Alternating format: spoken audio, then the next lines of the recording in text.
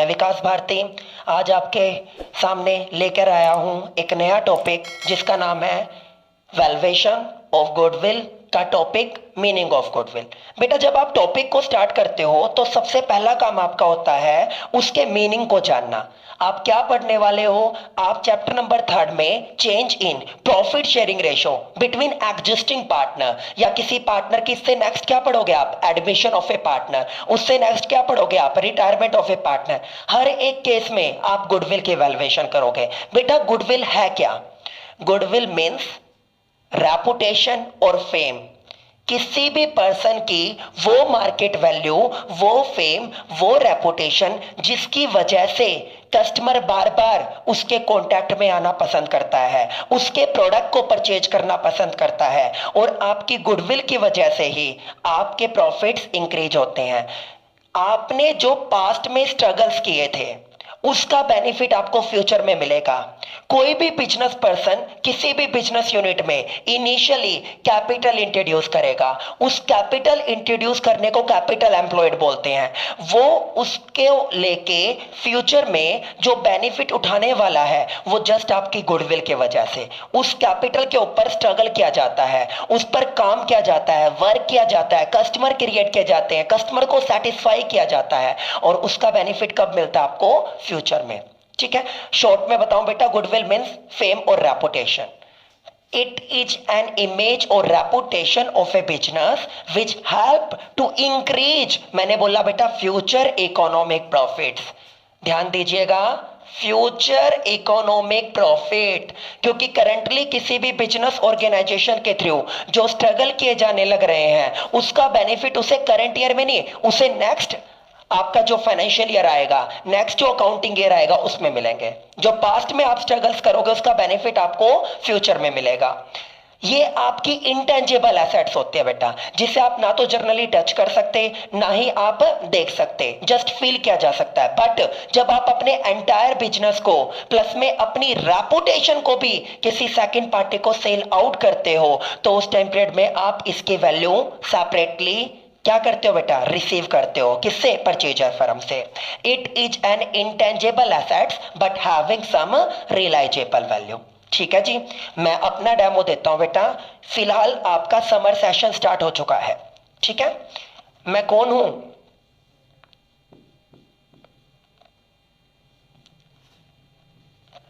Drawing बेकार है बेटा। मैं हूं मिस्टर विकास। मैंने देखा कि मार्केट में जैसे ही समर सेशन स्टार्ट होता है आपकी कोल्ड ड्रिंक्स की डिमांड इंक्रीज हो जाती है। तो मैंने सोचा क्यों ना मैं भी कोल्ड ड्रिंक्स का बिजनेस करूं। तो मैंने क्या किया यहां पर फ्रेंड्स, मैंने यहां पर अपना एक बिजनेस यूनिट विकास प्राइवेट लिमिटेड के नाम से एक बिजनेस वो कर दिया कोल्ड ड्रिंक्स का। ठीक है बेटा, मैंने कोल्ड ड्रिंक्स का बिजनेस स्टार्ट किया और मैंने अगर बेटर क्वालिटी के मैंने कोल्ड ड्रिंक्स क्या की है? मैन्युफैक्चर्ड। मैंने बेटर क्वालिटी की क्या की है? मैन्युफैक्चरिंग की है कोल्ड ड्रिंक्स की। अब मैंने बेटर क्वालिटी की जो मैन्युफैक्चरिंग की होगी कोल्ड ड्रिंक्स की, उससे मेरे क्या बढ़ेंगे? कस्टमर। ये मेरे कस्टमर हो गए, CDEF, राम श्याम मोहन सोहन। इससे क्या होगा? जो ये करंट में इनिशियली मेरे साथ जुड़े थे, मेरी बेटर क्वालिटी की कोल्ड ड्रिंक जो मैंने रिजनेबल प्राइस पर इन्हें प्रोवाइड करवाई है और कॉन्टिन्यूसली प्रोवाइड करवाने लग रहा हूं, ये कस्टमर बार बार मेरे पास आएंगे, मेरे साथ जुड़े रहेंगे। इनफैक्ट ये एक और काम करेंगे मेरे लिए, ये मार्केट में विदाउट एनी कॉस्ट, जो कॉस्टिंग के साथ बियर करके जो आप मार्केट में मार्केटिंग करोगे, रेपुटेशन क्रिएट करोगे, वो मार्केटिंग के पार्ट में एडवर्टीजमेंट को आप पेड फॉर्म का पार्ट बनाते हो जो आप बिजनेस में पढ़ोगे। बट अगर विदाउट एनी कॉस्ट बियर किए आपके कस्टमर आपकी मार्केट डिमांड प्रोडक्ट की इंक्रीज करवाते हैं, उसे पब्लिसिटी बोलते हैं। ये अपने कलीग्स को, अपने जो भी इनके नॉन पर्सन होंगे उनको मेरे प्रोडक्ट के रिगार्डिंग इंट्रोड्यूस करेंगे, फिर वो भी मेरे प्रोडक्ट को परचेज करना स्टार्ट कर देंगे, जिससे मेरे प्रोडक्ट की डिमांड कॉन्टिन्यूसली क्या होने लग जाएगी, फ्यूचर में मेरे प्रोडक्ट की डिमांड इंक्रीज हो जाएगी। ठीक है, तो जनरली आप अगर शॉर्ट में बात करो तो जो गुडविल थी, गुडविल वो क्या है, गुडविल मीन्स रेपुटेशन।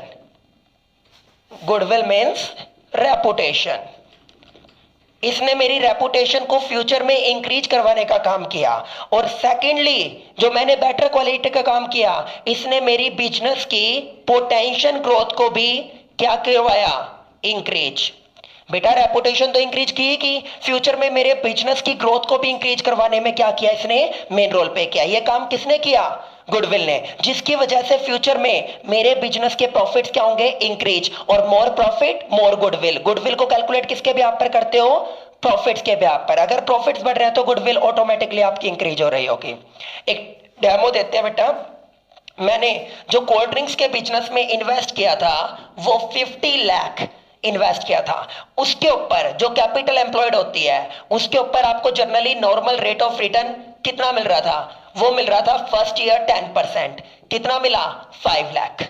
कितना मिला, 5 लाख। मेरे प्रॉफिट्स को देखते हुए जो रिमेनिंग कॉम्पिटिटर्स हैं वो मार्केट में क्या करेंगे, एंटर करेंगे। वो एक राम है और एक सोहन है। उन्होंने देखा कि ये मोटा प्रॉफिट कमा रहा है और नेक्स्ट ईयर और ज्यादा कमाएगा, तो उन्होंने सिमिलर कैपिटल इंट्रोड्यूस कर दी 50 लाख। अब गुडविल के ब्याह पर जो नेक्स्ट ईयर मेरे को एक्स्ट्रा प्रॉफिट कैसे मिलते हैं वो देखिए।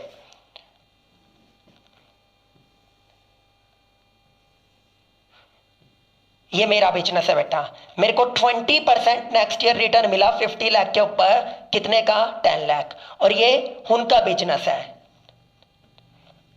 उन दोनों का बिजनेस। उनको कितना रिटर्न मिलता है बेटा, सिमिलर कैपिटल इंट्रोड्यूस करके उनको 10% रिटर्न मिलता है। 10% रिटर्न कितना हुआ इनका, 5 लाख। और 10% रिटर्न कितना हुआ इनका, 5 लाख। वो दोनों बोलते हैं कि हमने सिमिलर ही कैपिटल इंट्रोड्यूस की, वो ही बेटर से बेटर क्वालिटी के प्रोडक्ट बनाए, उसके बाद भी ये विकास प्राइवेट लिमिटेड हम दोनों के बिजनेस के कंपेयर में एक्स्ट्रा प्रॉफिट जनरेट कर रहा है। तो ये जो जनरेट कर रहे हैं ये कौन से प्रॉफिट जनरेट कर रहे हैं, नॉर्मल, जो नॉर्मली इनको रिटर्न मिलना चाहिए, नॉर्मल रिटर्न, नॉर्मल प्रॉफिट। और जो मैं एक्स्ट्रा प्रॉफिट जनरेट करने लग रहा हूं, कितने का बेटा, 5 लाख का, ये कौन से प्रॉफिट है, ड्यू टू गुडविल। तो इसे आप जो एक्सिस में आपने अर्न किया है in compare of your competitor, ये क्या होती है आपकी, गुडविल। ये आपने जो पास्ट ईयर में स्ट्रगल किया था, नेक्स्ट ईयर उसके कॉम्पिटिटर मिले। इनके साथ जो जुड़े वो फ्रेशर कस्टमर्स थे। आपके पास fresh customer as well as जो आपने ओल्ड कस्टमर्स को सेटिस्फाई करके रखा हुआ था, जो बार बार आपके पास आ रहे थे, उसके वजह से आपके प्रॉफिट्स इंक्रीज होते हैं। ये मीनिंग होता है बेटा ऑल ओवर गुडविल का। हमारा टॉपिक होगा how to calculate number of years purchase. इसका मीनिंग किस तरह हम इन्हें कैलकुलेट करते हैं। सबसे पहले बात करते हैं हम किसके regarding, number of year purchase. Number of year purchase क्या होता है, जब एक वेंडर फर्म, ये मेरी कौन होगी, वेंडर फर्म,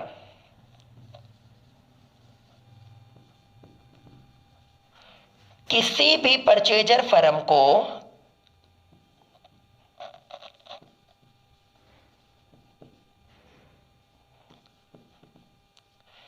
क्या करने जा रही है, अपने एंटायर बिजनेस को सेल आउट करती है। एंटायर बिजनेस को क्या कर देती है, सेल आउट। प्लस वो अपनी रेपुटेशन और अपनी गुडविल को भी क्या करने जा रही है, सेल आउट करने जा रही है। समझ में आया।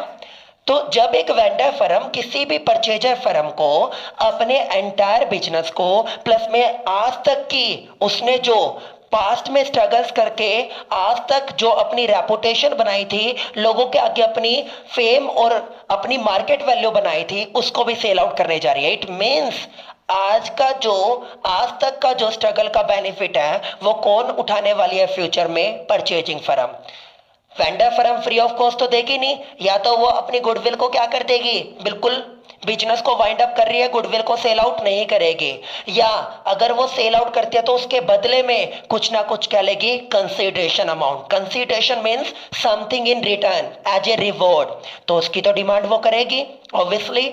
तो अब आपकी वेंडर फर्म परचेजर फर्म से कुछ अमाउंट की डिमांड करती है। परचेजिंग फर्म और वेंडर फर्म के बिटवीन नेगोशिएबल अमाउंट का क्या किया जाता है, सेटलमेंट की जाती है, जो वो पे करने के लिए रेडी हो और जो वेंडर फर्म क्या करने के लिए रेडी हो, रिसीव करने के लिए रेडी हो। तो नंबर ऑफ ईयर परचेज का मतलब क्या होता है, जब एक वेंडर फर्म अपने एंटायर बिजनेस को प्लस में अपनी रेपुटेशन को किसी परचेजिंग फर्म को सेल आउट करने जा रही है, तो कितने साल के प्रॉफिट वेंडर फर्म के थ्रू परचेजिंग फर्म से डिमांड किए जाने लग रहे हैं।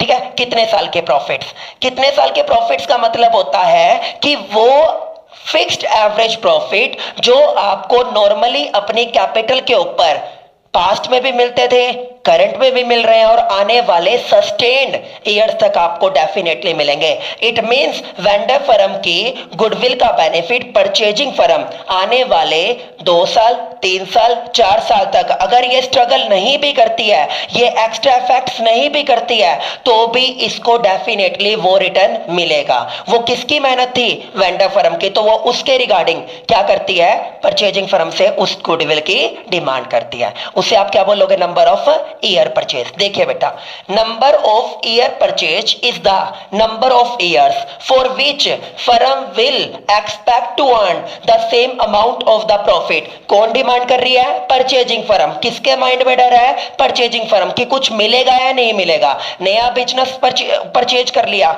आपके बिजनेस को परचेज करके कुछ बेनिफिट होगा, तो आपकी वेंडर फर्म परचेजिंग फर्म को श्योरिटी देती है कि आपको जो रिटर्न है वो आपको सेम अमाउंट में मिलेगा प्रॉफिट्स में जो मुझे मिलता था। Because of the past effects, जो किसने कहे थे? वेंडर फर्म में, of the firm after change in ownership, कि क्या हुआ, ओनरशिप मेरे से आपके पास चली गई, आपको extra super normal profit, super profit नहीं होंगे, बट जो मिनिमम एवरेज प्रॉफिट होते हैं वो जो मुझे मिल रहे थे ऑन एन एवरेज, वो आने वाले फ्यूचर के 4 या 5 सालों तक आपको भी मिलने वाले हैं। इसका एग्जांपल लेते हैं बेटा, ये एक पानी की बोतल है, पानी की बोतल। बेटा ये पानी की बोतल में रोजाना जब मैं सुबह उठता हूं, मेरे को इसमें से 2000 रुपए का एक गुलाबी नोट मिलता है। रोजाना 2000 रुपए का गुलाबी नोट निकलता है इसमें से। मैं रोजाना सुबह 2000 रुपए का नोट निकालता हूं और साइड में रख देता हूं। इट मींस मेरे को इससे मंथली अर्निंग कितनी होती है? 60,000 की। कितने की? 60,000 की। मेरे को मंथली अर्निंग इससे 60,000 की होने लग रही है। ईयरली अर्निंग मेरे को कितनी हो जाएगी? 7,20,000। 7,20,000।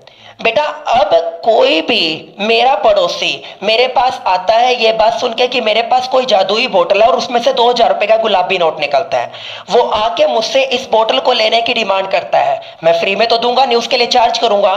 तो मैं उसे क्या कहता हूं कि तू मुझे ऑन एन एवरेज 2 ईयर्स के प्रॉफिट दे दे। 2 ईयर्स के प्रॉफिट का मतलब 1 ईयर की मेरी जो इनकम है वो 7,20,000 है, तो 2 ईयर्स की मेरी इनकम कितनी हो जाएगी? 7,20,000 इंटू में 2, तो कितनी हो जाएगी? मेरी जो टोटल डिमांड है वो 720 इंटू में 2, 14,40,000 है। ये होगी। अब जो मैंने डिमांड की है वो आपकी नेगोशिएबल डिमांड होनी चाहिए। अगर उसे लगता है कि आने वाले टाइम में वो इतना पे करने के बाद फ्यूचर में इससे ज्यादा अर्निंग जनरेट कर सकता है, तो वो मेरे प्रपोजल को क्या कर लेगा? एक्सेप्ट। अदरवाइज वो क्या कर देगा बेटा? रिजेक्ट कर देगा। ये डिपेंड करता है किसके ऊपर? ये डिपेंड करता है आपके परचेजिंग फर्म और वेंडर फर्म के बिटवीन जो म्यूचुअल अंडरस्टैंडिंग के थ्रू एक नेगोशिएबल अमाउंट सेट की गई है। ठीक है, उसके ऊपर डिपेंड करता है। अगर मैं यहाँ पे 20 इयर्स के आपसे अपकमिंग प्रॉफिट मांग लूं तो वो मेरे प्रपोजल को रिजेक्ट कर देगा। अब जनरली परचेजिंग फर्म के एक डाउट होता है इस चीज का कि अगर मैं आपके बिजनेस को परचेज कर लूं तो क्या गारंटी है कि कल की डेट में मुझे प्रॉफिट मिलेंगे? तो वेंडर फर्म उसको इसी चीज की श्योरिटी देती है कि जितने सालों के मैं प्रॉफिट आपसे मांग रही हूं उतने सालों के आपको डेफिनेटली सस्टेन्ड नॉर्मली इतने प्रॉफिट मिलेंगे। आने वाले फ्यूचर में आप उस बिजनेस को जितना बेटर रन करते हो आप अपने प्रॉफिट्स को और पोटेंशियल गुडविल को इंक्रीज कर सकते हो। तो शॉर्ट में बेटा क्या मीनिंग निकला कि एक वेंडर फर्म जब परचेजिंग फर्म को अपने एंटायर बिजनेस प्लस में अपनी रेपुटेशन को सेल आउट कर रही है तो वेंडर फर्म कितने सालों के प्रॉफिट मांग रही है जो आपकी परचेजिंग फर्म पे करने के लिए रेडी है, उसे आप क्या बोलते हो? नंबर ऑफ ईयर परचेज के बारे में पढ़ने के बाद अब हम पढ़ने जा रहे हैं methods of goodwill valuation. Goodwill को किस किस तरह कौन कौन से मेथड्स के थ्रू वैल्यूएट किया जाता है।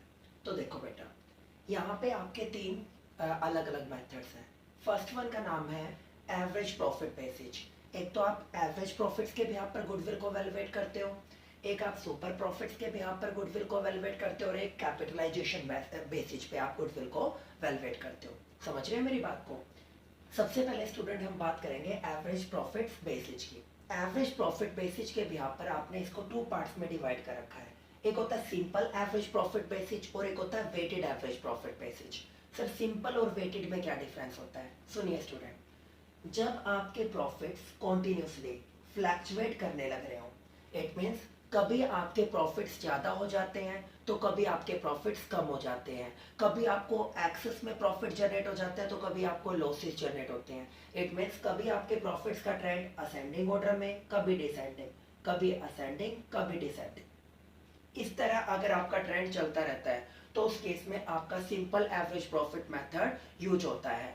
और सिंपल एवरेज प्रॉफिट मेथड के थ्रू आप क्या मान के चलते हो, यहाँ पर आप अपने ट्रेंड को फ्लैक्चुएशन मोड में मानते हो। इट मीन्स आपका कोई भी कांस्टेंट ट्रेंड नहीं होता, इसमें आपके फ्लैक्चुएशंस आते हैं। तो इसमें आपको अगर प्रॉफिट्स निकालने हैं तो आप क्या करते हैं, अपने टोटल ऑफ प्रॉफिट्स निकाल लेते हो पास्ट के ईयर्स के और उसको टोटल नंबर ऑफ ईयर्स से डिवाइड कर देते हो, टोटल नंबर ऑफ ईयर से डिवाइड कर देते हो। जो आपका निकल के आता है वो आपका सिंपल एवरेज प्रॉफिट निकल के आता है। और जनरली जब आप गुडविल को वैल्यूएट भी करते हो तो ये यूज भी होता है। सिंपल एवरेज प्रॉफिट्स के बिहाफ पर अगर आपको गुडविल निकालनी है तो आप क्या करते हैं, जो भी आपका एवरेज प्रॉफिट आया उसकी मल्टीप्लाई किससे कर देते हैं, नंबर ऑफ ईयर परचेज से, जो बारे में मैंने आपको प्रीवियस वन टॉपिक में बताया है। तो आप गुडविल कैसे कैलकुलेट करेंगे, आपके जो सिंपल एवरेज प्रॉफिट्स आए उनकी मल्टीप्लाई किससे कर देंगे, नंबर ऑफ ईयर्स परचेज। क्या निकल जाएगी स्टूडेंट हमारी, goodwill on the behalf of simple average profits. Weighted average, अगर आपके प्रॉफिट का ट्रेंड, मैं किसकी बात करता हूं, ट्रेंड्स को लेके, अगर आपके प्रॉफिट्स का ट्रेंड या तो असेंडिंग ऑर्डर में है या आपका डिसेंडिंग ऑर्डर में है, वट एवर वो आपका असेंडिंग ऑर्डर में हो या डिसेंडिंग ऑर्डर में हो, एक ट्रेंड का होना जरूरी होता है। जब आपके प्रॉफिट्स कॉन्टिन्यूसली बढ़ते जा रहे हैं, लाइक पहले कितने हुए 20,000, फिर कितने हुए 50, फिर कितने हुए 130 और फिर कितने हुए 5 लाख, या तो आपके प्रॉफिट का ट्रेंड असेंडिंग ऑर्डर में हो या आपका डिसेंडिंग ऑर्डर में हो, तो वहां पर आप अपने प्रॉफिट्स के बिहाफ पर और आपके ईयर्स के बिहाफ पर आप अपने प्रॉफिट्स को वेटेज देते हैं। और उस वेटेड प्रॉफिट्स के बिहाफ पर जब आप अपनी गुडविल को कैलकुलेट करते हैं तो उसे आप क्या बोलते हो, वेटेड एवरेज प्रॉफिट। देखिए जैसे हमने यहाँ पर क्या लिया, ईयर्स 2011, 2012 और 2013, फिर हमने क्या ले लिए, सपोज करते हैं प्रॉफिट्स। यहाँ पर आपके प्रॉफिट्स आए 20,000 के, यहाँ पे आपके प्रॉफिट आए 70 और यहाँ पर प्रॉफिट आए आपके 3 लाख के। इट मीन्स मुझे ये पता चल रहा है आपके प्रॉफिट का ट्रेंड असेंडिंग ऑर्डर में है। तो यहाँ पर आप ईयर्स के अकॉर्डिंग क्या प्रोवाइड करते हैं, वेट्स। और स्टूडेंट सबसे ज्यादा वेट किसको मिलता है, आपके करंट ईयर को। सबसे ज्यादा वेट मिलेगा आपके 2013 को, उससे कम वेट 12 को और उससे कम वेट 11 को। और स्टूडेंट मेरी हमेशा एक बात याद रखना, जब आप अकाउंटेंसी सीख रहे हैं, जब आपको आपके पेपर में अलग अलग दो आर्टिकल्स, दो कंपोनेंट गिवन हो और आपको पेपर में उसके रिगार्डिंग कुछ भी मेंशन ना हो, तो सिर्फ और सिर्फ कौन सा रूल लागू होता है? Multiplication rule. उसका जिम्मेवार मैं हूँ। और मल्टीप्लाई का मतलब क्या होता है अकाउंटेंसी में? प्रोडक्ट करना। प्रोडक्ट का मतलब गुना। तो यहाँ पर आप क्या करते हो? जनरली मल्टीप्लाई करते हो।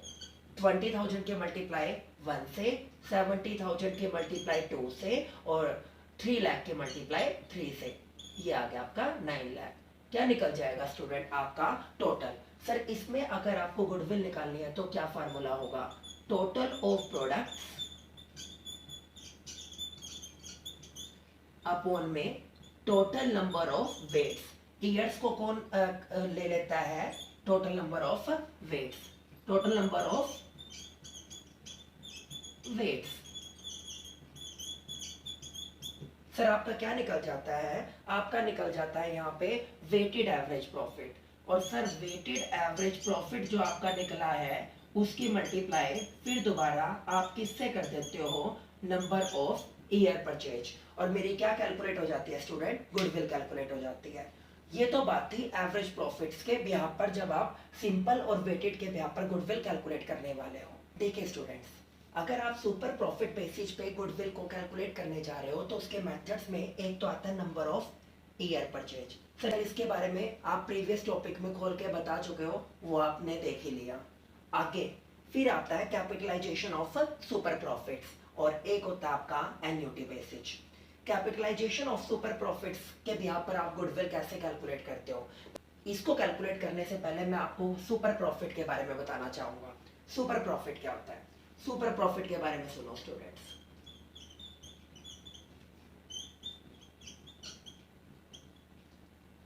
सपोज करते हैं यहां पर हमारी दो फर्म है, फर्म ए और फर्म बी।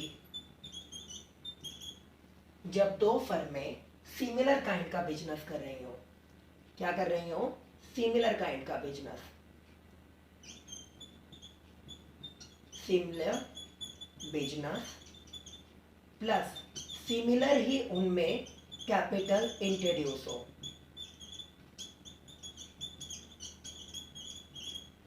जब दो फर्में सिमिलर काइंड का बिजनेस करती हैं प्लस में उन दोनों फर्मों में सिमिलर ही capital introduce, it mean firm A और फर्म बी सपोज करते हैं मैन्युफैक्चरिंग कंसर्न में है और दोनों ने 20 लाख स्पेंड कर रखे हैं अपने बिजनेस में। और उस केस में सिमिलर कैपिटल इंट्रोड्यूस करने के बावजूद भी जब एक फर्म दूसरी फर्म के कंपेयर में कुछ एक्स्ट्रा प्रॉफिट जनरेट करती है ड्यू टू उसकी एफिशिएंसी अच्छी थी, उसका मैनेजरियल स्किल अच्छा था, उसका अपनी लेबर के ऊपर कंट्रोलिंग अच्छी थी, उसकी मार्केटिंग स्किल अच्छी थी, किसी भी रीजन की वजह से वो जब अपनी कॉम्पिटिटिव फर्म के कंपेयर में ज्यादा प्रॉफिट जनरेट करते हैं, इट मीन्स वो सुपर है अपने कॉम्पिटिटिव फर्म के कंपेयर में। इसी को आप क्या बोलते हो? Super profit. देखिए फर्म ए ने 20 लाख रुपए स्पेंड करके कितने प्रॉफिट जनरेट किए? फर्म ए ने प्रॉफिट जनरेट किए सर 2 लाख और फर्म बी ने जो सिमिलर कैपिटल इंट्रोड्यूस करके प्रॉफिट जनरेट किए 250। It means firm B firm A के कंपेयर में सिमिलर कैपिटल इंट्रोड्यूस करके ज्यादा प्रॉफिट जनरेट करने लग रही है किसी भी रीजन की वजह से। तो इन दोनों फर्मों में स्टूडेंट्स कौन सी फर्म एक्स्ट्रा प्रॉफिट जनरेट कर रही है? Firm B. It means firm B को सुपर प्रॉफिट जनरेट हो रहे हैं। सर सुपर प्रॉफिट कैसे निकलते हैं? सुपर प्रॉफिट निकालने का फार्मूला होता है students, super profit is equal to average profit, जो मैंने सिंपल एवरेज प्रॉफिट निकालने आपको सिखाए थे वही, टोटल ऑफ प्रॉफिट्स अपॉन में total number of years, minus में क्या कर दिया जाता है आपका? Normal profit. जब आप अपने एवरेज प्रॉफिट्स में से नॉर्मल प्रॉफिट्स को लेस करते हैं तो क्या निकलते हैं? सुपर प्रॉफिट्स निकलते हैं। और सुपर प्रॉफिट्स के मल्टीप्लाई अगर आप नंबर ऑफ ईयर परचेज से करते हो तो आप अपनी गुडविल को वैल्यूएट कर सकते हो just like simple average. But sir ये तो आपने कैलकुलेट करके दे दिया, मुझे क्या चाहिए? Normal profit. तो हम नॉर्मल प्रॉफिट कैसे कैलकुलेट करते हैं ये देखिए। सर पेपर में हमें क्या गिवन होगा? Capital employed. कैपिटल एम्प्लॉयड का मतलब क्या होता है कि पार्टनरशिप फर्म में पार्टनर्स के थ्रू कितनी अमाउंट कंट्रीब्यूट की गई है, उसे आप क्या बोलते हो, कैपिटल एम्प्लॉयड। इसका दूसरा नाम नेट वर्थ भी होता है। जब आप टोटल एसेट्स में से एक्सटर्नल लायबिलिटी को घटा दें तो क्या बचेगी, इंटरनल लायबिलिटी। और इंटरनल लायबिलिटी का कनेक्शन किसके साथ होता है, पार्टनर्स के साथ। उसी को क्या दर्जा दिया जाता है, आपके नेट वर्थ का या कैपिटल एम्प्लॉयड का। और इसका दूसरा फार्मूला होता है बेटा, पार्टनर्स की कैपिटल में सभी रिजर्व्स को और सभी प्रॉफिट्स की अमाउंट को आप एड अप कर देना तो भी आपका क्या निकल जाएगा, कैपिटल एम्प्लॉयड। ये इसका अल्टरनेटिव फार्मूला है। कैपिटल एम्प्लॉयड इनटू में क्या कर देंगे, एनआरआर अपॉन में 100। सर एनआरआर का मतलब क्या होता है, normal rate of return. Normal rate of return का मतलब होता है बेटा, जो किसी भी बिजनेस में आपने पैसा लगाया है इस उम्मीद से लगाया कि आपको प्रॉफिट जनरेट होंगे, अगर वो मिनिमम रिटर्न जो आप किसी भी बिजनेस से एक्सपेक्ट करते हो वो भी आपको रिसीव ना हो तो आप बिजनेस से अमाउंट विड्रॉल कर लोगे वहां पे रखने के बजाय। उसको आप क्या बोलते हो, नॉर्मल रेट ऑफ रिटर्न। जो आप किसी नॉर्मल रेट ऑफ रिटर्न वो रिटर्न होती है जो किसी भी बिजनेस से किसी बिजनेस पर्सन के थ्रू एक्सपेक्ट की जाती है कि मरे से मरा इतना प्रॉफिट तो उसको डेफिनेटली जनरेट होना चाहिए, और अगर वो भी उसे जनरेट ना हो तो वो क्विट कर देगा। तो ये आपने क्या निकाल लिया, नॉर्मल प्रॉफिट। एवरेज में से नॉर्मल लेस किया तो क्या निकल गया बेटा, सुपर प्रॉफिट। तो गुडविल को कैलकुलेट अगर आप करना चाहते हो तो उसका फार्मूला क्या हो जाएगा, सुपर प्रॉफिट उसकी मल्टीप्लाई किससे कर देंगे sir, numbers of years purchase. और ये मैंने आपको बता ही दिया कि एक वेंडर फर्म जब अपने बिजनेस को परचेजिंग फर्म को बेचती है तो वो कितने सालों के कांस्टेंट एक्सपेक्टेड प्रॉफिट उससे डिमांड कर रही है, क्या निकल जाएगी आपकी, गुडविल। ठीक है जी, नंबर ऑफ ईयर परचेज हमने पढ़ लिया। अच्छा, सुपर प्रॉफिट निकालना हमने सीख लिया। स्टूडेंट्स, सुपर प्रॉफिट्स के बारे में पढ़ने के बाद लास्ट वन हमारा बचता है एन्युटी बेसिस के यहाँ पर गुडविल को कैलकुलेट करना। एन्युटी रेट जनरली एक कांस्टेंट टेबल रेट होती है, वो आपको पेपर में गिवन होती है। ये नंबर ऑफ ईयर परचेज के डीमेरिट्स को खत्म करने के लिए ये मेथड अपनाया जाता है गुडविल वैल्यूएशन के दौरान। सुनो, नंबर ऑफ ईयर परचेज में हमने क्या बोला कि आने वाले कितने सालों तक के प्रॉफिट एक वेंडर परचेजर से डिमांड कर रहा है, 2 सालों के, 3 सालों के, 5 सालों के, ये हो गया। वो सस्टेन प्रॉफिट्स की डिमांड करता है। सस्टेन प्रॉफिट का मतलब क्या हुआ बेटा, कि वो बोलता है कि आने वाले टाइम पीरियड में आपको कॉन्टिन्यूसली मेरे बिजनेस से 50,000 या 1 लाख या 2 लाख वट जो भी अमाउंट है जो डिसाइड की होगी वो सस्टेन कॉन्टिन्यूसली आपको जनरेट होंगे। बट एन्युटी बेसिस क्या बोलता है, ये प्रेफर करता है डिस्काउंटिंग फैक्टर्स को। डिस्काउंटिंग फैक्टर को, डिस्काउंटिंग फैक्टर का मतलब क्या होता है सर, डिस्काउंटिंग फैक्टर का मतलब होता है, ये बोलता है कि जो टाइम वैल्यू ऑफ मनी है, जो मनी की परचेजिंग पावर है, मनी वो कभी भी कांस्टेंट नहीं रहती। जैसे जैसे टाइम पीरियड आगे बढ़ेगा आपकी 1 रुपए की वैल्यू गिर जाएगी। लगा लीजिए हम 10% डिस्काउंटिंग फैक्टर की बात करें तो फर्स्ट ईयर अगर आपके 1 रुपए की वैल्यू 1 रुपए हम मान लें तो अगली बार वो गिरकर कितनी हो जाएगी, वो 90 पैसे हो जाएगी। अगली बार गिरकर वो 81 पैसे और अगली बार गिरकर वो 72 पैसे समथिंग हो जाएगी। जैसे जैसे टाइम पीरियड आगे बढ़ेगा जो आप एक्सपेक्ट करते हो कि आपको सस्टेन मैनर में 20,000 के प्रॉफिट हो रहे हैं और आप खुश हो रहे हैं कि हमने कॉन्टिन्यूसली 20,000 के कांस्टेंट प्रॉफिट हो रहे हैं, एक्चुअलिटी में यह नहीं है। ये नंबर ऑफ ईयर परचेज बोलता है कि आपको कॉन्टिन्यूसली 20-20 हजार रुपए के प्रॉफिट मिलेंगे उस बिजनेस से। बट एन्युटी बेसिस ये बोलता है कि आपका जैसे जैसे टाइम पीरियड आगे बढ़ेगा ड्यू टू डिस्काउंटिंग फैक्टर आपकी मनी की परचेजिंग पावर गिर जाएगी और उसके गिरने की वजह से आपके प्रॉफिट जो आपको दिख रहे हैं एक्चुअलिटी में वो नहीं होंगे। इनफैक्ट 20,000 के कंपेयर में आने वाले टाइम पीरियड में इन्फ्लेशन की वजह से वो प्रॉफिट कम होंगे। और ये आपके एन्युटी बेसिस के थ्रू गुडविल कैलकुलेट करने का जरिया होता है। इसमें आपको fixed constant annuity rate given होती है बेटा, जो टोटल आपको प्रॉफिट मिलेंगे उस साल के उसकी एन्युटी रेट से मल्टीप्लाई कर दीजिएगा, आपकी क्या कैलकुलेट हो जाएगी, गुडविल। ये भी आपका गुडविल वैल्यूएशन का एक मेथड होता है। समझ रहे हैं स्टूडेंट्स। लास्ट और फाइनल आपका क्या है, कैपिटलाइजेशन मेथड। कैपिटलाइजेशन बेसिस पे आप क्या करोगे, एवरेज भी आप पर गुडविल कैलकुलेट करोगे, कैपिटलाइजेशन ऑफ एवरेज प्रॉफिट। देखिए इसमें आपको क्या गिवन होंगे, एवरेज प्रॉफिट्स गिवन होंगे।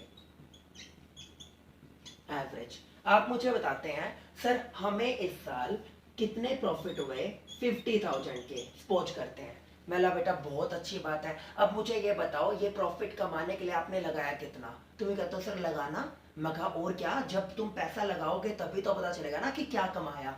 आप ही कहोगे सर लगाने का तो पता नहीं, मैं कहूंगा नॉर्मल रेट ऑफ रिटर्न आपके बिजनेस की क्या है, सर वो 10% है। मैं ठीक है, एवरेज प्रॉफिट इनटू में 100 बाय में अगर आप NRR कर दो तो क्या निकल जाएगी आपका कैपिटलाइज्ड वैल्यू। आपकी क्या निकल जाएगी स्टूडेंट्स, कैपिटलाइज्ड वैल्यू। 50,000 इंटू में 100 बाय 10, ये क्या आ गया 5 लाख। इसका मतलब आपने 5 लाख लगा के कितने कमाए, 50,000 नॉर्मल रेट ऑफ रिटर्न। ठीक है जी। अब आपको क्या निकालनी है, गुडविल। गुडविल गुडविल निकालने के लिए इस मेथड से आप अपने कैपिटलाइज्ड वैल्यू में से कैपिटल एम्प्लॉयड को लेस कर देंगे। कैपिटल एम्प्लॉयड के दोनों फार्मूले मैं आपको बता चुका हूं, अगर आप भूल गए हो तो एक बार और रिवाइज करा दूं। एक फार्मूला था पार्टनर्स की कैपिटल में रिजर्व और प्रॉफिट्स को ऐड कर दीजिए, क्योंकि ये इंटरनल लायबिलिटीज होती हैं, तो क्या निकल जाएगा कैपिटल एम्प्लॉयड। और दूसरा फार्मूला टोटल एसेट्स में से एक्सटर्नल लायबिलिटी या आउटसाइडर लायबिलिटी लेस कर दीजिए, वो भी इंटरनल बचेगी, वो भी पार्टनर से रिलेटेड होगी। तो आप ये बोलते हो कि आपके पॉइंट ऑफ व्यू से कितनी कैपिटलाइज्ड वैल्यू है आपकी, 5 लाख। और मैं बोलता हूं मेरी एसेट्स में से लायबिलिटी को घटाने के बाद मेरे पास बचते हैं 4,70,000। तुम बोले सर ये डिफरेंस कैसे आ सकता है, मेरा जो ये 30,000 का डिफरेंस है ये आपकी उस साल की कमाई गई ख्याति होगी, रेपुटेशन। तो 30,000 रुपए आपकी गुडविल के माने जाएंगे। इस तरह आप एवरेज बेसिस के ब्याह पर उसका कैपिटलाइजेशन करते हुए भी गुडविल को कैलकुलेट कर सकते हो। वो सिंपल एवरेज बेसिस के ब्याह पर गुडविल कैलकुलेट हुई थी, ये कैपिटलाइजेशन बेसिस के ब्याह पर आपने गुडविल कैलकुलेट करके दी। आई होप सो स्टूडेंट आप इन सभी मेथड्स के ब्याह पर गुडविल को कैलकुलेट करना सीख चुके होंगे। अब हम आगे चलते हैं accounting treatment of goodwill in case of admission of a partner, retirement of a partner और death of a partner. Methods को समझने के बाद हम अब करने जा रहे हैं अकाउंटिंग ट्रीटमेंट ऑफ गुडविल। दो ही केस देखने को मिलेंगे, इन case of admission of a new partner और इन केस ऑफ रिटायरमेंट, और डेथ वाला टॉपिक भी उसी को कवर करता है क्योंकि सिमिलर जर्नल एंट्रीज होती हैं। +2 कॉमर्स में आपने पार्टनरशिप अकाउंट में जब कोई पार्टनर आता था, या तो वो प्राइवेटली लेके आता था, या वो कैश में लेके आता था, या विदाउट कैश लेके आता था। बेटा यहाँ पर सीए फाउंडेशन पे उसका कोई भी रोल नहीं है, क्योंकि जो एंट्रीज आप वहाँ पे करते थे, मैं आपको याद दिला दूं कैश वाली, bank account debit to new partner capital account और टू प्रीमियम फॉर गुडविल। फिर आप क्या करते थे, premium for goodwill account debit to old partner in their sacrificing ratio. But बेटा सुनिए, आपने एक बार प्रीमियम फॉर गुडविल को क्या किया, क्रेडिट, फिर उसका इम्पैक्ट खत्म करने के लिए आपने क्रेडिट से क्या कर दिया, डेबिट। सीए लेवल पर सिर्फ आपकी कंक्लूजन एंट्री होती है, ना कि आपकी पहले ओपन करो फिर क्लोज करो, ऐसा कुछ नहीं होता। तो वो तो कट ही होना है ना, क्रेडिट से डेबिट कट होना है। तो फाउंडेशन लेवल पर ICAI बोलता है हमें सिर्फ नेट कंक्लूजन एंट्री चाहिए। वो एंट्री अगर आप +2 लेवल की फाउंडेशन लेवल पे करके आते हैं तो आपके पेपर में सीधा कट आएगा और आपको कोई भी मार्क्स उसका नहीं दिया जाएगा। तो स्टूडेंट ध्यान से इस टॉपिक को सुनिएगा, जब कोई पार्टनर एंट्री करेगा तो वो अपने साथ एक तो कैपिटल के अमाउंट लेके आएगा और एक गुडविल का शेयर लेके आएगा। तो उसकी हम क्या जर्नल एंट्री करेंगे, bank account debit to new partners capital account. इस कैपिटल में सर दोनों चीजें होती हैं, आपकी कैपिटल भी होती है प्लस में गुडविल का शेयर भी होता है, जिनको आप क्या बोलते थे +2 लेवल पर प्रीमियम फॉर गुडविल। समझ रहे हैं मेरी बात को, वट एवर वो 2 लाख 3 लाख जो भी आपको पेपर में गिवन हो, तो आपने एंट्री करी bank account debit to new partners capital account. Clear है सर। अब आपको जो गुडविल का शेयर देना होता था वो वेलवेट तो आप करोगे, ठीक है ना। तो अब आप उसके रिगार्डिंग क्या करोगे, new partners capital account debit to old partners capital account, ठीक है। नए पार्टनर की कैपिटल को रिड्यूस कर दिया जाएगा एडजस्टमेंट्स के दौरान, इसको बोलते हैं एडजस्टमेंट्स ऑफ गुडविल। इसको क्या बोलते हैं sir, adjustments of goodwill. Capital नहीं बोला, कहीं कैपिटल सुन लो, मैंने गुडविल की एडजस्टमेंट की है। जस्ट गुडविल की। लगा लो यहाँ पे सपोज कर दिया कितने लेके आया 2 लाख, और आपको कितना देना है इसमें से गुडविल का 20,000, तो ये 20,000 की एडजस्टमेंट की जाएगी। न्यू पार्टनर के कैपिटल को डेबिट कर दिया जाएगा, ओल्ड पार्टनर्स की कैपिटल को क्रेडिट, सैक्रिफाइसिंग रेशियो में। पता है आपको सैक्रिफाइसिंग रेशियो क्या होता है? जब पार्टनरशिप फर्म में कोई नया पार्टनर एडमिट होता है तो ओल्ड पार्टनर उसकी फेवर में अपने जिस भी पार्ट को सरेंडर करने जा रहे हैं उससे आप क्या बोलते हो? Sacrificing ratio. इसका फार्मूला क्या है? ओल्ड रेशियो माइनस में न्यू रेशियो। समझ रहे हो? उसके बाद ये तो बात थी एडमिशन के दौरान। अब हम बात करते हैं रिटायरमेंट और डेथ के दौरान। अब कोई पार्टनर रिटायर होता है या कोइंसिडेंटली उसकी डेथ हो जाती है तो वो अपने पार्ट को रिमेनिंग पार्टनर्स की फेवर में छोड़कर जाएगा। जिस भी प्रपोर्शन में रिमेनिंग पार्टनर्स उस जाने वाले या मरने वाले के शेयर को एक्वायर करते हैं उससे आप क्या बोलते हो? वो गेनिंग रेशियो। उसका फार्मूला क्या है स्टूडेंट्स? न्यू रेशियो माइनस में ओल्ड रेशियो। समझ रहे हैं? ओके। अब इसमें क्या होगा? इसमें जो पार्टनर जाएगा तो वो आज तक की अपनी कमाई गई रेपुटेशन को उनको देके चला जाएगा। फ्यूचर में उसका बेनिफिट रिमेनिंग पार्टनर्स उठाएंगे और प्रॉफिट भी वही जनरेट करेंगे। तो वो फ्री में थोड़ी ना देके जाएगा। अगर आया था तो लेके आया, अगर जाएगा तो लेके जाएगा। तो लेके जाएगा तो आप क्या एंट्री करेंगे? कंटिन्यूइंग या remaining partners capital account debit to retiring partner या death partners capital account in their gaining ratio. तो इस तरह स्टूडेंट्स आप क्या करते हो? अकाउंटिंग ट्रीटमेंट्स करते हो। किसका? गुडविल का। अब इसमें एक टॉपिक देखने को मिलता है, when goodwill already appears in the books. क्या देखते हो आप? When goodwill already appears in the books.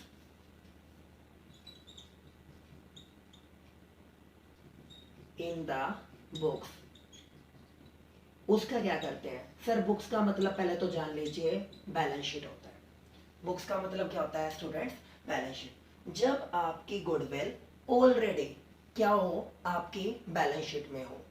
Students इससे पहले मैं आपको बताऊंगा टाइप्स ऑफ गुडविल के रिगार्डिंग। कितने टाइप की गुडविल होती है? सर 2 टाइप की गुडविल हमने सुनी थी। एक होती है सेल्फ जनरेटेड गुडविल और एक होती है आपकी एक्वायर्ड गुडविल। एक्वायर्ड गुडविल का दूसरा नाम क्या होता है बेटा? आपकी परचेज्ड गुडविल। ठीक है सर। सेल्फ जनरेटेड गुडविल कौन सी होती है? जब कोई पर्सन किसी नए बिजनेस को स्टार्ट करता है और उस नए बिजनेस में कैपिटल इंट्रोड्यूस करके रिस्क टेक करके अपनी मार्केट वैल्यू बनाता है। इट मींस वो किसी अनदर पार्टी से कुछ नहीं खरीदता, खुद से अपना सब कुछ खड़ा करता है। तो उसे आप क्या बोलते हो? Self generated goodwill. Self generated goodwill को कभी भी अकाउंटिंग ट्रीटमेंट के दौरान कहीं पर भी डिस्क्लोज नहीं किया जाता। दूसरी कौन सी गुडविल होती है? एक्वायर्ड। एक्वायर्ड गुडविल का मतलब परचेज्ड गुडविल। अब आपने किसी के बने बनाए बिजनेस को खरीदा है और उसकी रेपुटेशन खरीदी है तो उसको पे करना पड़ेगा।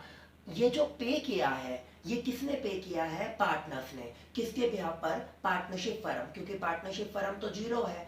और पार्टनर्स को पार्टनरशिप फर्म क्या बोलते हैं कि आज की डेट में आप मुझे दे दो, मैं आपको फ्यूचर में क्या कर दूंगी? रिटर्न कर दूंगी। बेटा ये आपकी गुडविल जब तक पे ना कर दी जाए, क्योंकि आपको पता है पार्टनरशिप फर्म में जो आपकी बैलेंस शीट होती है वो हॉरिजॉन्टल होती है, तो ये आपकी क्या होगी? लायबिलिटी। ये होगी आपकी अमाउंट, ये होगी आपकी एसेट्स और ये होगी आपकी अमाउंट। ये जो आपकी गुडविल होती है जो ऑलरेडी रिप्रेजेंटेड, इसको बोलते हैं एक्वायर्ड गुडविल। क्या बोलते हैं सर इसको? Acquired goodwill. और इसी का दूसरा नाम क्या है? Purchase goodwill. एक्वायर्ड और परचेज गुडविल। लगा लीजिए 5 लाख। ठीक है, इसको विद इन 5 ईयर्स आपको अपनी बैलेंस शीट से हटाना होता है। ये कंपल्शन होता है स्टूडेंट्स कि आपको 5 सालों के दौरान इस गुडविल को आपके बैलेंस शीट से रिमूव करना पड़ेगा। जब आपकी पार्टनरशिप फर्म ने ये गुडविल क्या की थी? परचेज की थी, तो उस टाइम उसने क्या एंट्री करी थी? ये एसेट्स थी। Goodwill account debit to old partners capital account, क्योंकि जो पैसा था वो ओल्ड पार्टनर से लिया गया था, फर्म के लिए क्या बन गई थी? लायबिलिटी। ये स्टूडेंट इसकी क्या होती है? Opening entry. बट जब कभी भी आप अपने बुक्स ऑफ अकाउंट को बनाते हो आप कभी भी ओपनिंग एंट्री को डिस्क्लोज नहीं करते, आप सिर्फ क्लोजिंग एंट्री ही दिखाते हैं। दैट्स व्हाई आप क्या बोलते थे +2 तक कि goodwill already appears in the books होंगे तो शुड बी राइट ऑफ। उसको क्या कर देंगे? Right of. राइट ऑफ का मतलब होता है ये जो आपने पैसा पार्टनर से लिया था ये उन्हें वापस कर दिया जाएगा। सेकेंडली जो ओल्ड पार्टनर्स ने अपनी रेपुटेशन की अमाउंट दी होगी वो किसी भी नए पार्टनर्स के साथ उसको शेयर भी करना पसंद नहीं करते। डेट्स वाई उसको क्या कर दिया जाता है, राइट ऑफ कर दिया जाता है। तो राइट ऑफ करने पे क्या एंट्री करोगे आप, old partners capital account debit to goodwill account, इसको बोलते हैं राइट ऑफ करना, written off. Goodwill amount should be written off, ये आप क्या कर देंगे, राइट ऑफ कर दोगे। समझ रहे हो स्टूडेंट, मैंने क्या बोला कि हमारा टॉपिक क्या बोलता है, जब गुडविल ऑलरेडी अपीयर्स होती है आपकी बैलेंस शीट में तो उसका क्या अकाउंटिंग ट्रीटमेंट किया जाएगा, उसको राइट ऑफ कर दिया जाएगा, रिमूव कर दिया जाएगा। वो इसकी ओपनिंग एंट्री और ये इसकी क्लोजिंग एंट्री होगी। समझ रहे हैं, ठीक है जी। अब हम बात करते हैं सर, आपकी दो टाइप की गुडविल आपके क्वेश्चंस, बड़े क्वेश्चंस के दौरान देखने को मिलती है। एक तो कौन सी गुडविल होती है, एक्वायर्ड गुडविल, दूसरी होती है वैल्यूड गुडविल। सर ये वैल्यूड गुडविल कौन सी होती है स्टूडेंट्स, वैल्यूड गुडविल वो गुडविल होती है जब कोई पार्टनर एंटर कर रहा है या कोई पार्टनर छोड़कर जा रहा है। इससे पहले जो मैंने मेथड्स पढ़ाए थे, सुपर प्रॉफिट्स के ब्याह पर, एवरेज प्रॉफिट्स के ब्याह पर या किसी भी अनदर टॉपिक के ब्याह पर, जब आप एक नेगोशिएबल अमाउंट क्या करते हो, डिसाइड करते हो अप्रोक्सीमेशंस के ब्याह पर कि आने वाले पार्टनर को इतना पार्ट लेके आना चाहिए या उसको जाने वाले पार्टनर को इतना पार्ट देना चाहिए। जब आप उसको लेके कोई भी अमाउंट वैल्यूड करने के लिए जा रहे हो तो उसके लिए कौन सी गुडविल आती है, वैल्यूड गुडविल, जो आपको जनरली एडजस्टमेंट्स में देखने को मिलती है। एक्वायर्ड गुडविल आपको बैलेंस शीट में देखने को मिलेगी जिसको आप राइट ऑफ कर दोगे, और वैल्यूड गुडविल आपको बैलेंस शीट में देखने को मिलेगी जो एक नेगोशिएबल अमाउंट क्या की जाती है, ओल्ड पार्टनर्स और रिमेनिंग पार्टनर्स के थ्रू सेट की जाती है। आई होप सो गुडविल के रिगार्डिंग आप सारी की सारी बातें अच्छी तरह समझ चुके होंगे।